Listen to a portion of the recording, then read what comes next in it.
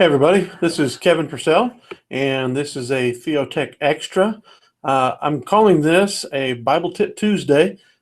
On occasion, I plan to do a Bible tip using Theotek as the platform and the way to produce this and put it out there for you. What this will involve is me just showing off some feature of a Bible program or Bible software or an app or something like that.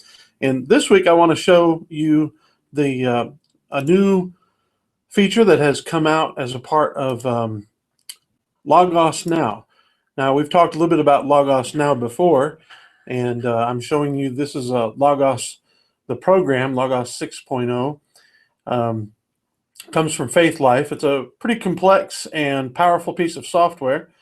And if you are a Logos Now subscriber, that means that you pay a little bit each month. I believe it's $9 a month to Logos. You get some extra features that not everyone else is going to get.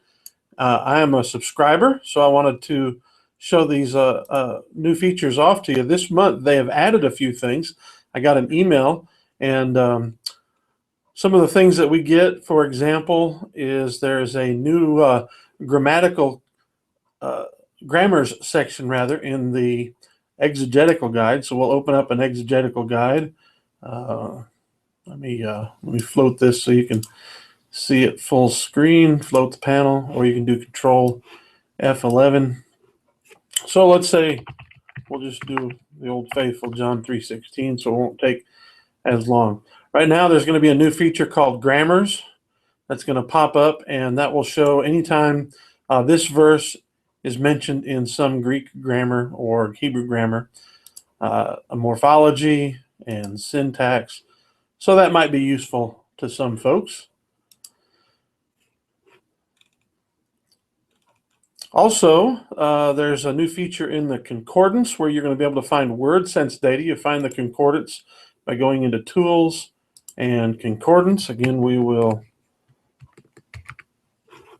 float that out of here. So the concordance is a cool feature. Let's use the and what it is doing, I'm running a it's generating a concordance for the NA28, and it takes a little while for it to happen. I'm sorry, forgive me, this actually only works with a Bible that has a reverse interlinear. Logos has a number of reverse interlinears, for example, English Standard Version, I think the New King James, and New American Standard, that sort of thing. And notice how it takes a little while for it to run. My computer's running a little slow. I probably need to reboot it. It's a Windows machine, as you can tell. We'll get back to that, let it run. Also, they're going to be adding some books to the Old Testament propositional outlines. Old Testament propositional outlines are outlines of the books. Previously, they only had the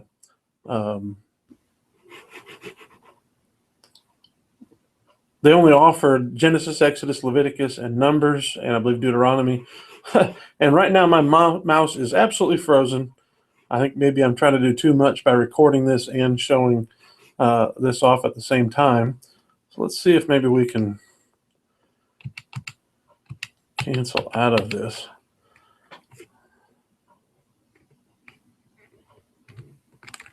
There we go. We're just going to cancel that out. It's still not coming back on me. It's kind of embarrassing for it to just sort of shut down on that. Fortunately, I've got a USB mouse that's pretty close by, so I'll plug that in. It may just be that my mouse is dead, which wouldn't be that surprising. I haven't charged it yet. There we go. All right. So these propositional outlines show up in now in Joshua, Judges, Ruth, 1st and 2nd Samuel, 1st Kings, Esdras, Obadiah, and Jonah. Now they've also added some training videos. If you go into the media browser, there it is. And if you search for help,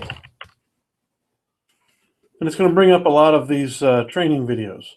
So, for example, let's see here. Let's learn something about the layouts feature.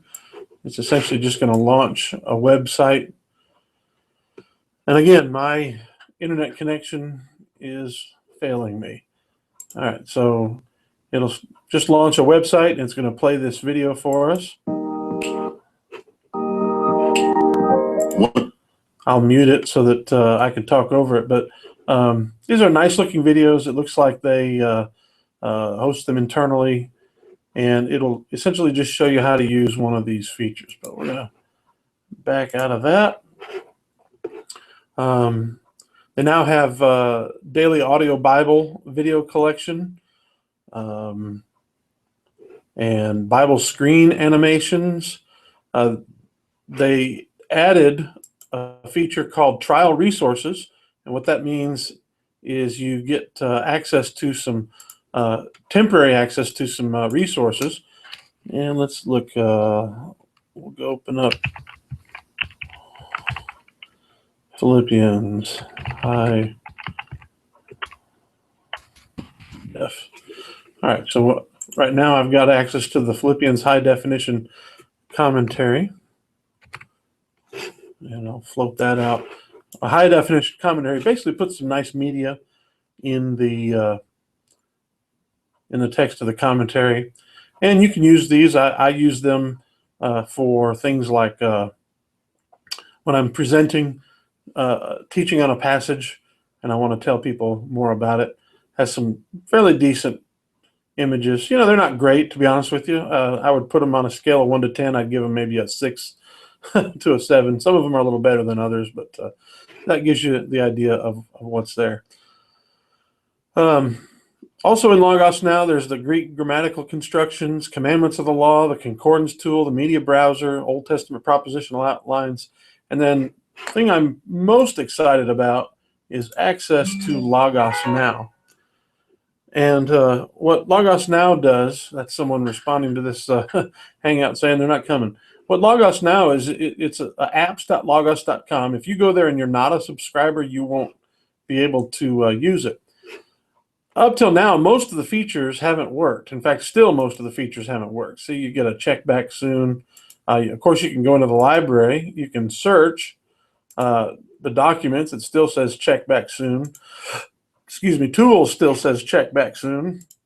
Layouts says check back soon. Your personal profile, all you got is a sign out option.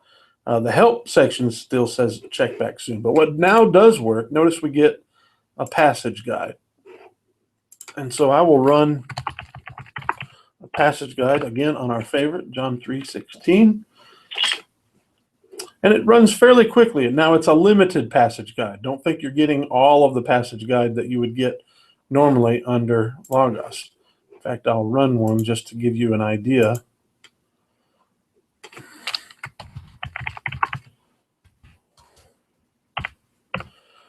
What we're missing. Pop that out so you can see the full thing. See, in the normal one, we'd get the cross-references or commentaries, my content. That means anything that I have ever created, like an exegetical guide. I've got some solid colors and pen highlights of it. Cross-references, biblical people, biblical places. You see, there's just a lot of content that is available in a normal passage guide. However, with the web app, we get commentaries, cross-references, interesting words, literary typing, parallel passages, topics, and media resources. So in other words, you get maybe, I don't know, a quarter, if that much, of the content. But it's progress. We're finally seeing more than just a book reader, online book reader for Logos Now. Anyway, that is the updates in Logos Now. If you're interested in that, go over and check it out at logos.com. You can find out more about it. You can subscribe to it. If you want to go into their user groups, the communities, you can learn a little bit more about it as well. And I think that I personally think it's one of these tools that, you know, it's not really Probably not worth $9 a month now, to be honest with you, but I think it will be.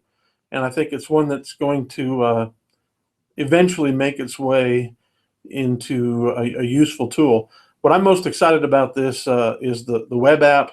And when it gets finally finished, and if they're going at this rate, they've just this month in May added the limited passage guide. Maybe by this time next month, we'll have the full passage guide or half of it. Maybe by the end of the year, we'll have all 3 of the major guides: the passage, word study, exegetical guide, sermon starter guide. Who knows? I'd like to see them add some of the other tools that we frequently use. Hopefully by this time next year, we could have a full feature-rich online version of Logos Bible software. And if that's the case, people who use tools like a Chromebook or a very underpowered Windows notebook computer — my son has an HP Stream computer, and of course he's a student at a Bible college. He's got Logos installed on it, but he's running it off of an external hard drive that's plugged in through USB, and that's just not ideal. This will be an excellent addition for him. He'll be able to log in through the website and not have to worry about carrying around that external hard drive just to use Logos. I'm excited about what it could be, and I hope that the other Bible study software companies follow suit. I can show you real quick. There is one, I've talked about this before. Word Search has what's called the My Word Search Bible, and it's an online tool that is maybe not quite as good as not quite as good as Word Search, the software program. However, it does offer a little bit more right now than the Logos mobile app. And I'm trying to get it going here, and then I'll screen share for you so you can get a look at it. And this is my study Bible, my Word Search Bible. I'm sorry. MyStudyBible.com used to be the site that you would use for this. And so you get the parallel tool.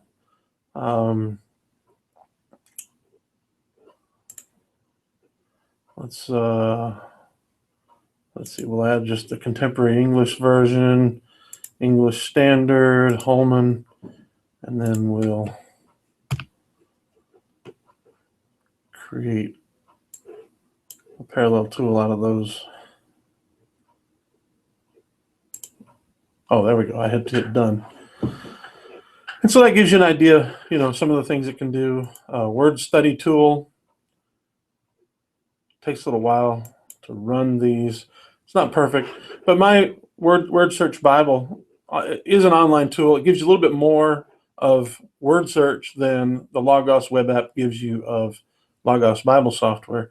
And of course, we don't have anything like this at all from, say, PC Study Bible or Accordance or BibleWorks or anyone like that. I hope we will. I think it would be a nice thing that if we got to a point where people who always had an internet connection would not have to have much of a computer in order to use some of these very powerful Bible study programs, and we get to the point where a laptop or a tablet is really just kind of a dumb client accessing everything off the internet, and that would be an exciting thing to see happen. So this has been Kevin Purcell with a Theotek Extra here on Bible Tip Tuesday with Logos Now and my Word Search Bible. Thank you for watching.